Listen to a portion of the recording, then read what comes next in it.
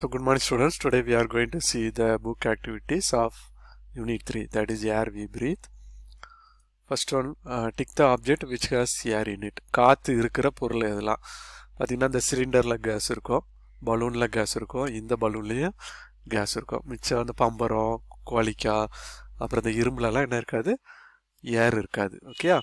Tick the object which gives out water vapour.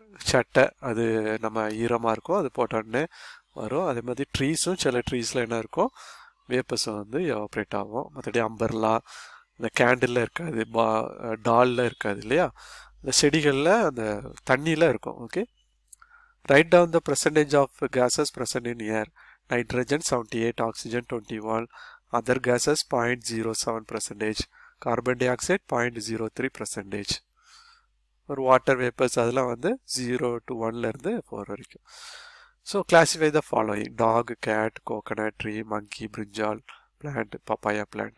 So இதில் எது ஆக்சிஜனை வெளியே கொடுக்கும் அப்படின்னு கேட்டிருக்காங்க. So coconut tree, brinjal plant, papaya இதெல்லாம் செடிகள் எல்லாம் ஆக்சிஜனை வெளியே கொடுக்கும்.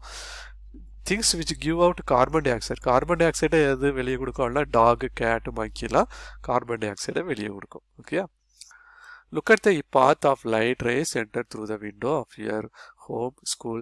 நீங்கள் வீட்டு கதவுகள், ஸ்கூல் ஜன்னல் வழியெல்லாம் சூரிய ஒளி போடும்போது பார்த்தீங்கன்னா நிறைய மெட்டீரியல் வந்து தெரியும் இல்லையா, அந்த டஸ்ட் பார்ட்டிகிள் தெரியும்.